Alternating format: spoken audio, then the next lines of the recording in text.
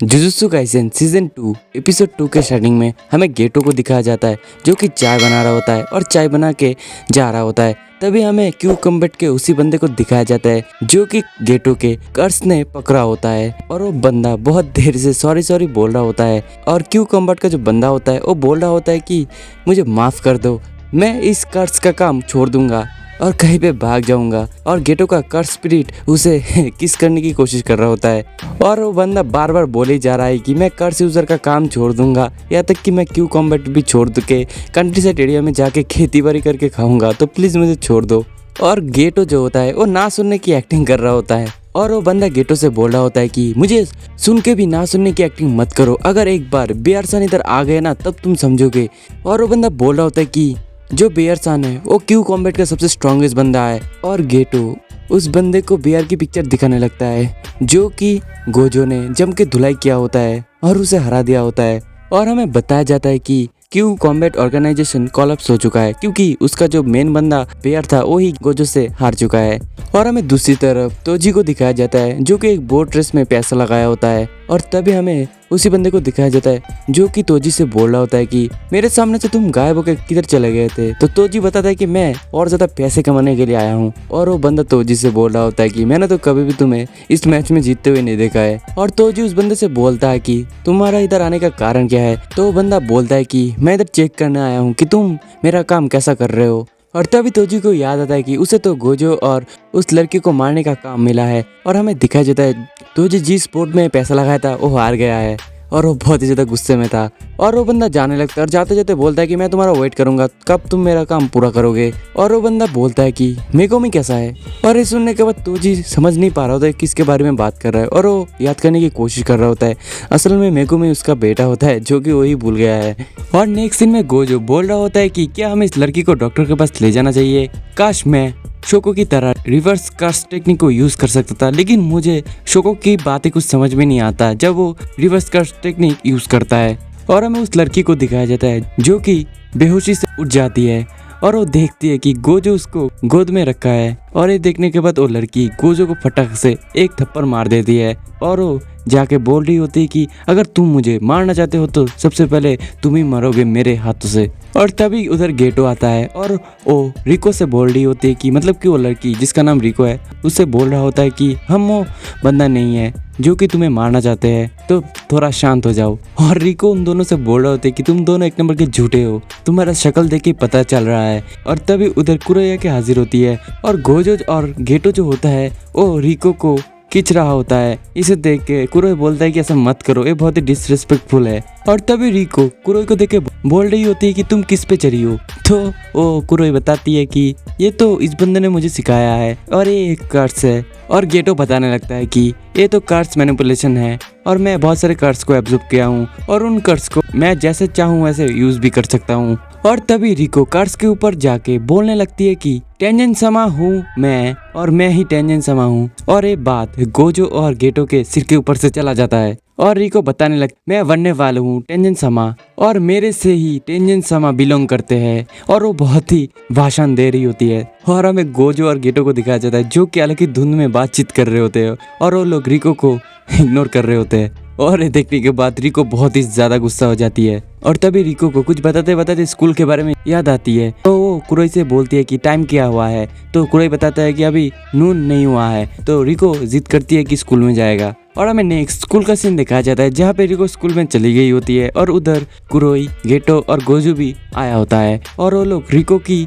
इच्छा को नाग नहीं कर सकता है क्योंकि वो तेंजन समा है और तेंजन समा बनने के बाद वो बहुत ही काम में बिजी हो जाएगा। इसके वजह से रिको की जो भी ख्वाहिश है वो अभी पूरा करना होगा। और गोजो को ऊपर से ऑर्डर मिला होता है कि रिको को जो भी ख्वाहिश है वो पूरा करने के लिए। और गेटो बताता है कि जब रिको तेंजन समा बन जाएगा तो वो अपने फैमिली दोस्तों के साथ मिल नहीं सकता है क्योंकि वो काम में बहुत ही ज्यादा बिजी हो जाएगा। और तभी कुरोई बताती है कि रिको समा की कोई भी फैमिली नहीं है क्योंकि एक एक्सीडेंट में उसकी फैमिली मारी गई है और उस दिन से मैं रिको की देखभाल कर रही हूँ। तो गेटो बताता है कि तो तुम हुए ना उसके फैमिली। और ये सुनने के बाद कुरोई इमोशनल हो जाता है और तभी गोजो गेटो से बताता है कि तुमने जो कर्स स्पिरिट भेजा है रिको के पीछे वो कैसा काम कर रहा है। तभी गेटो बोलता है कि काश मैं मेसान की तरह उन कर्स स्पिरिट में फीलिंग्स भी भेज पाता। और तभी गेटो को कुछ महसूस होता है और वो गोजो से बोलता है कि चलो हमें जल्दी से रिको सान के पास जाना होगा क्योंकि मेरे जो 2 कर्स स्पिरिट है वो एक्सरसाइज हो गए हैं। और हमें दूसरी तरफ तोजी को दिखाया जाता है जो कि बहुत ही रिलैक्स और आराम से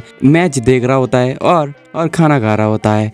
और तभी हमें दूसरी तरफ गोजो गेटो और कुरोई को दिखाया जाता है जो कि रिको के स्कूल में भाग रहा होता है और उन लोगों को पता लगता है कि रिको जो है वो म्यूजिक क्लास में है। और जाते जाते गोजो और गेटो को याद आता है कि रिको ने मना किया था कि उन दोनों को रिको का पीछा करने के लिए, क्योंकि अगर उन लोगों को उसका फ्रेंड देख लेगा तो क्या क्या नहीं समझेगा। और हमें दूसरी तरफ तोजी को दिखाया जाता है जो कि एक वेबसाइट में रिको का वांटेड लगा दिया था और कुछ पैसा भी उसमें इनाम के तौर पे रखा गया था। तो तोजी का यही प्लान है कि वो सभी के सभी सॉर्सरर से गोजो और बाकी लोगों को थकाएगा और वो मौका देखते ही उस लड़की को मार देगा। और ये सब प्लान वो फोन में बता रहा होता है। और तोजी अगर उस लड़की को मार देगा तो 30 मिलियन का इनाम उसे मिलने वाला है। और वो बंदा तोजी से बताने लगता है कि अगर किसी ने तुमसे पहले उसे मार दिया तो तुम हाथ से 30 मिलियन गवा दोगे।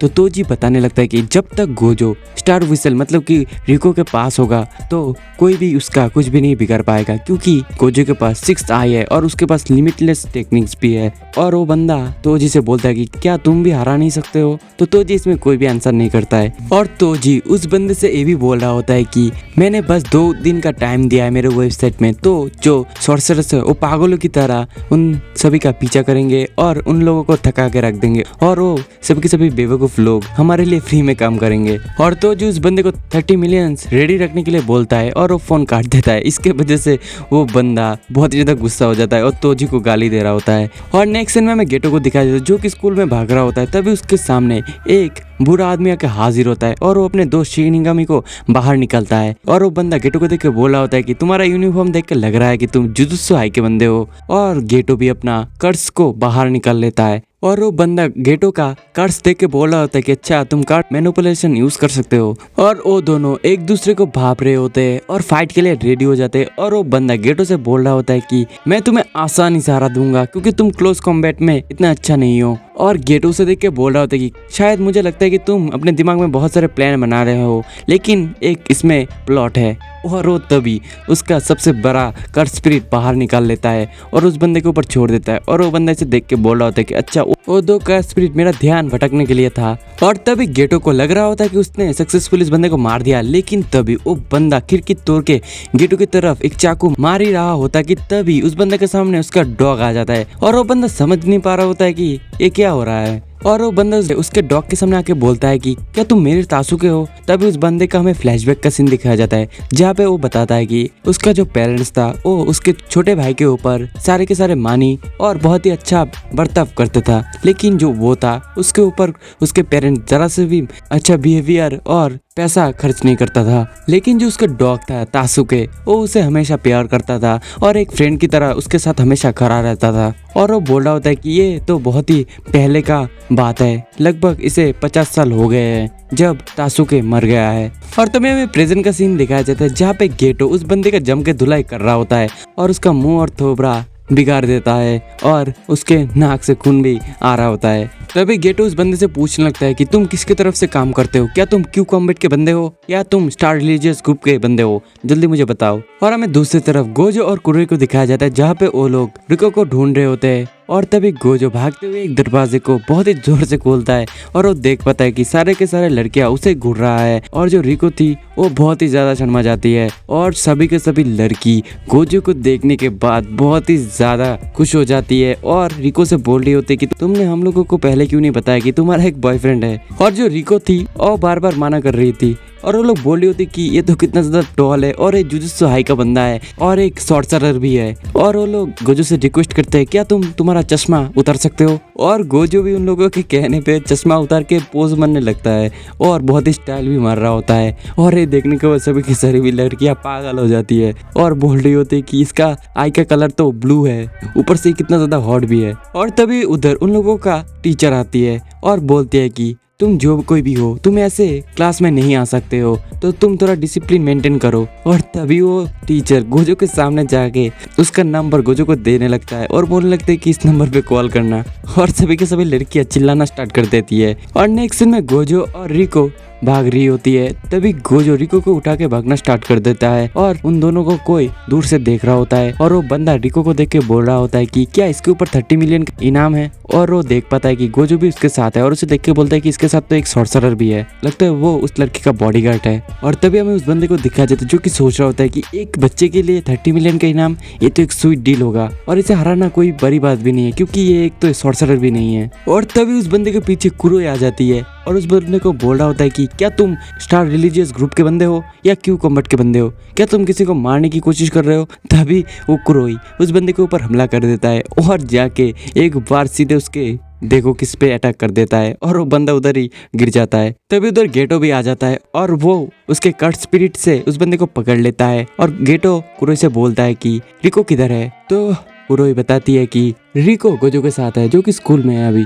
और तभी हमें उस बंदे को दिखाया जाता है जो कि भाई जमीन के अंदर घुस जाता है। और इसे देख के कुरोई बोल रहा होता है कि क्या ये एक शिनिगामी है। तो गेटो बताता है कि नहीं, ये तो शिनिगामी नहीं लग रहा है। और तभी वो बंदा गोजो के सामने आ जाता है और वो बोल रहा होता है कि अंडरग्राउंड के कर्स वेबसाइट में इस लड़की को मारने का एक डील चल रहा है जो कि 2 दिनों तक है और इस लड़की को तुम्हें मार के मैं 30 मिलियन कमा लूंगा। तभी वो बंदा खुद का 4 क्लोन बना लेता है। इसे देख के रिको बोल रही होती है कि ये तो 4 है, क्या ये शिनिगामी है। और गोजो उसे देख के बोल रहा होता है कि तुम एक ओल्ड मैन हो तो तुम इधर से निकल जाओ, नहीं तो तुम बाद में पछताओगे। तभी वो बंदा खुद का और एक क्लोन बना लेता है और गोजो के ऊपर अटैक कर देता है। लेकिन जो गोजो होता है वो एक ही थप्पड़ में दोनों को जमीन में गिरा देता है। और इसे देख के रिको बोल रही होती है कि क्या ये क्लोन है या एक शिनिगामी है। तो गोजो बताता है कि ये सभी के सभी असली है और ये कोई भी शिनिगामी और क्लोन नहीं है। तभी वो बंदा गोजो के ऊपर अटैक कर देता है। लेकिन वो बंदा गोजो के ऊपर मार ही नहीं पा रहा होता है क्योंकि गोजो के आसपास इन्फिनिटी इनविजिबल जो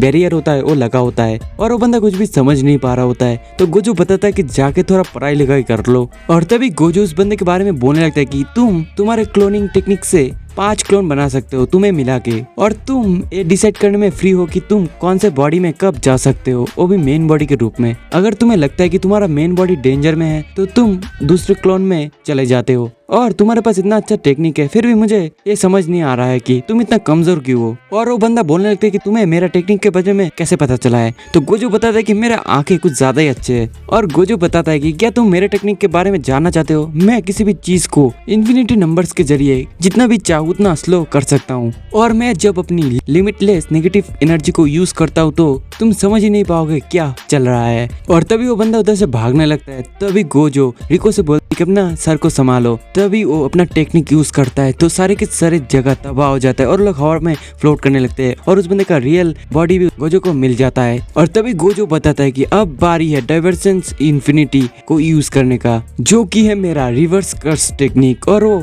रिवर्स कर्स टेक्निक यूज कर देता है। तभी उधर रेड रोशनी ग्लो करने लगता है और वो बंदा समझ नहीं पा रहा होता है कि अभी क्या हुआ है। तभी गोजो बताता है कि मैं फेल हो गया हूँ और वो बंदा नीचे गिर जाता है। और ये देख के रिको खुद के आंखों पे कुछ भी बिलीव नहीं कर पा रहा होता है। तभी रिको के मोबाइल में एक नोटिफिकेशन आता है तो वो देखती है और वो देख पाती है कि कुरोई जो है वो किडनैप हो चुका है और वो गोजो को ये सब दिखाता है और ये एपिसोड इधर ही खत्म हो जाता है। तो वीडियो अगर अच्छा लगे तो वीडियो को लाइक करके चैनल को सब्सक्राइब जरूर से कर दो। तब तक के लिए सायोनारा।